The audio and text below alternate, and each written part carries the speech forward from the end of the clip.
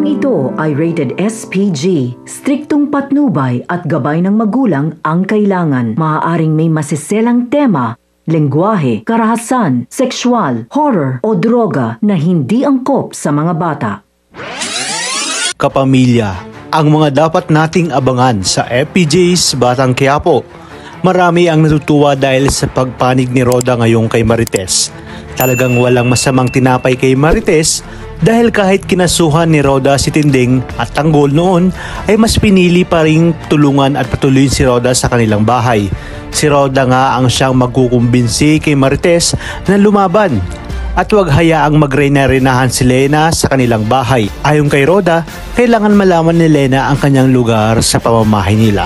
Kaya namang kinumbinsi niya si Marites na kasuhan si Rigor at Lena.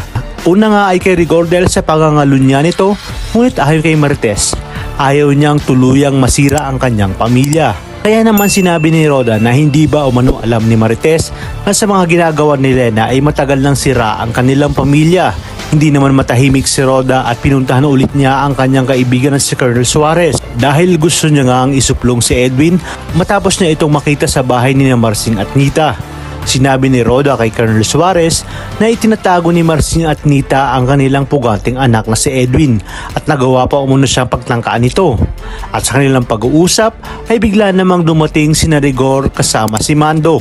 Ipinatawag kasi silang muli ni Colonel Suarez dahil sa mangyayaring awarding patungkol sa pagsusugpo nila sa katiwalaan sa NCF.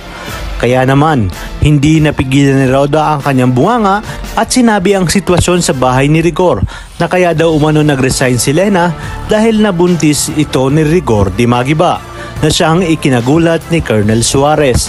Dagdag pa ni Roda na nagpipiling asawa at reyna si Lena sa bahay ni Nates. Sinabi umano ito ni Roda dahil naaawa na siya kay Marites dahil sa pagiging martir nga nito. Kaya naman hindi deserve ni Rigor ang award na kanyang matatanggap at hindi siya matatawag na matino at matuwid na pulis. Iginiit pa ni Roda na sana'y wala nang makaalam na siya ang nagsabi kay Suarez patungkol dito. Nangako naman si Suarez na wala siyang pagsasabihin at siya na umano ang gagawa ng paraan para imbestigahan si Rigor. Sa inyong palagay, tuluyan na nga kayang matatapos ang kayabangan ni Lena sa oras na makulong na itong si Rigor? Talagang kapanapanabik ang mga susunod na tagpo sa teleseryeng ito. Kaya naman sabay-sabay natin itong pakaabangan. At kung bago ka pa lamang sa akin channel, sana'y huwag kalimutang mag-like at subscribe. Pindutin ang notification bell para updated kayo palagi. Maraming salamat sa inyong panonood at hanggang sa muli, kapamilya!